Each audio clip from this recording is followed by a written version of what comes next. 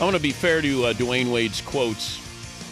He said that you do a lot for the Olympics, a lot of jerseys that you sell, play the whole summer. You think guys should be compensated, just like college players should be compensated. Biggest thing is you get no rest, go towards the end of the season, training camp 2 weeks later, giving up a lot to do it. Something you want to do, but it's taxing on your body. You're not playing for the dollar, but it would be nice if you would get compensated. Would you be less tired if you're compensated? Would your body know that you got compensated? It's a mixed message. I understand what Dwayne Wade's saying. I think he's wrong to say it. The concept I get. It's just, here's a guy, who's made $100 million. Ray Allen made $100 million. LeBron. I understand it. But should they be paid to play for Team USA? Let's bring in Chris Mannix, Sports Illustrated NBA writer. Story kind of came out of nowhere here. It's surfaced and then resurfaced again. But where do you stand on this? Where are we going with this? I don't think that players should be paid, Dan. And I had a conversation last night with Jerry Colangelo, the managing director of USA Basketball, and I can tell you from talking to him that players won't be paid for the simple reason that there simply isn't any money to pay them with. Now, I think what you have to remember is that the USA Basketball program not only supports the national team, but there's probably 10 other teams that they're also supporting, from the 16, 17, 18, 19 and under teams to the World University Games. All that, the funds come from one pot. And as Jerry told me last night, from 2004 to 2008, the sponsorships for that team increased exponentially. But all that did was help the program break even. So his words to me was that there is simply not a giant pot of money just to be dealing from. And even if there was, Dan, I don't think it belongs in the players' pockets. Now, this isn't a requirement for players to do. If you don't want to play for USA Basketball, don't play for them. I mean, right now, USA Basketball is at its strongest, where there are players lined up out the door that are going to be willing to wear the USA jersey. So if you don't want to do it, or if you feel it's tough on your body, simply don't do it. But if you do it, recognize the fact that players have become global brands, and they all have shoe deals and apparel deals. And by playing on the international stage in front of European or Asian audiences, you are able to sell your brand and thereby make yourself even more money. So I think players are compensated in a lot of ways by playing for the USA. I don't think that they should be given any more cash just for wearing the jersey for 30 days. Yeah, well said. I think it's going to simmer there for a little bit, but if you don't want to play, you don't have to play. And I think if you have these shoe deals, maybe your shoe companies, you should allow these guys to wear what they want to wear shoe-wise, and then you can compensate them to have your product on display, a new brand of shoe that you would unveil during the Olympics. I think you can compensate these players because, let's face it, you do have different employers, and one of those employers, Nike or Reebok, could certainly pony up the money. Exactly, Dan. And Derrick Rose just recently signed, a 14-year, $250 million deal with Adidas. Dwight Howard is surely going to sign a deal comparable, if not more, with them. In the next couple of months. You can negotiate into those contracts more money for playing for the Olympics. I mean, there's no restrictions on deals like that, so you can make sure you get compensated that way, the same way that Dwayne Wade and LeBron could do it for Nike and others could do it, for Reebok or whatever. You can make sure that they give you the money. It's not about getting paid in cash for the Olympics. I mean, let's look at one other thing, Dan. Talk about the taxing on the bodies. And yes, I agree that the schedule can be kind of grueling at times, but it's not like these players in July and August are going to be doing nothing. They're going to be in camps of their own. They're going to be working out with players of their own. And these guys get better by playing against each other. How many players have we heard talk about how much more their game has improved as a result of them playing for the U.S. Olympic team? And a great example to me is Lamar Odom. Remember, Lamar played for the Olympic team, the World Championship team in 2010. He came back the following year, had a great year. This past off season, he didn't do anything really as far as international competition goes. And I know there were a lot of problems in his personal life, but the fact that he wasn't involved in those competitions, I think, may have contributed to him not being in shape and not being ready to play. So I just think that there are, not just monetarily, but there are so many advantages to playing for USA Basketball. He's Chris Mannix from Sports Illustrated, covers the NBA, joining us, Dan Patrick Show. You mentioned Lamar Odom. What happened behind the scenes here with him, the Mavericks, Mark Cuban?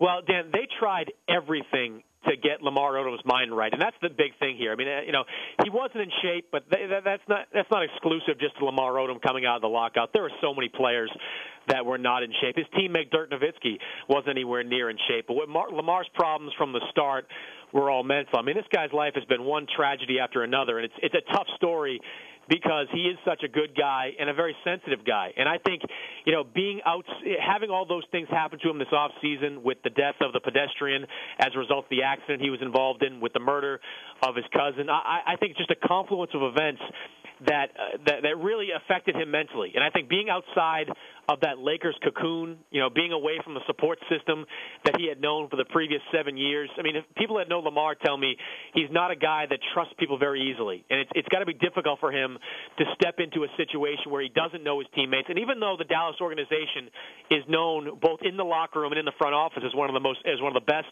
and most player-friendly organizations in all of basketball, I don't think he was entirely comfortable with his surroundings right from the start. You throw in the fact that he's being asked to play almost exclusively small forward when he's been basically a power forward the last 6-7 years with the Lakers. I think it all added up to a bad system. I don't fault the Mavericks at all in this situation, Dan. They tried everything. They tried tough love.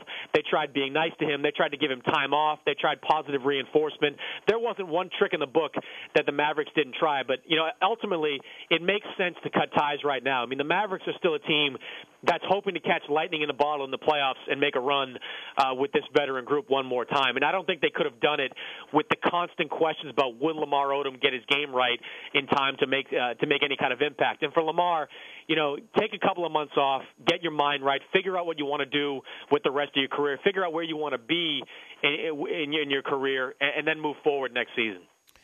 I thought that this season, since it was truncated, that we would see the younger teams emerge, that they would be fresher come playoff time. I think that Doc Rivers has done a great job. Popovich always does a great job, that you're limiting minutes of your older stars here. I want to know how the validity of title chases here with some of these older teams, the Spurs, the Celtics, if there's anybody else. I mean, do you put the Lakers in there with their guys over 30? Out of those teams, rank them as far as what kind of shots they have. Well, I put the Lakers at the top of the list because, size is the great equalizer in this league. And every scout that I've talked to says that if Andrew Bynum's game is right, he's playing at a high level, this team is still as dangerous as any team in the Western Conference. I mean, look at last night's game, Dan. 30 rebounds for Andrew Bynum. Just an awesome performance in the paint. And that's what he's capable of against most teams on a nightly basis. The problem's been he just takes too many plays, too many entire games off entirely. It's just maddening to watch at times a player of his kind of talent just not show up night in and night out. But I think if his mind is right in the playoffs, the Lakers, with the addition of a guy like Ramon Sessions, I think they still have the kind of talent mix that's enough to get them out into the NBA Finals. I put San Antonio as number 2. Their depth is a big key for them this year. One of 2 teams in the entire league playing 10 guys more than 20 minutes or more. I mean, I was having a conversation with a GM last night where he was saying you can basically vote for Greg Popovich for Coach of the Year every single year. Well, this is the year I think everybody has to vote for him. I mean, he's turned guys like Danny Green and Gary Neal, acquiring a malcontent and Steven Jackson. He's just made so many mismatched pieces kind of work for this team, and they've just been absolutely amazing to watch with the way that they've played this year. I just think if their veterans hold up health-wise, if Manu Ginobili stays healthy in the playoffs, I feel like they've got a good shot to get to the finals. Boston, it's amazing what they've done because, Kevin Garnett has historically, A, never liked playing the center position, and B, not really been very good at it at the times that he's done it. But since Jermaine O'Neal went out of the lineup, KG just moved over to that 5 spot. And if you look at his numbers as a center, they've gone up across the board, including in minutes. He's at about 32, 33 minutes per game as a starting center versus right around 30 as a power forward. I mean, he has just been an absolute monster for them, playing that 5 spot. But, I still look at the Celtics as being just one piece missing. I just wonder if Garnett can hold up over a 7-game series against a team like Miami or Chicago. I mean, getting out of that that 7 spot and avoiding those 2 teams in the first round of the playoffs is huge for them. I fully expect them to win a first-round series against, say, an Atlanta or an Orlando, or maybe an Indiana, depending how things shake out. But when we get to the conference semifinals and the conference finals, I know Boston had success against Miami this week or this last 2 weeks with winning those 2 games, but I just think that teams like Miami and Chicago have just a little bit more talent than that Celtics team, and that's going to be their edge.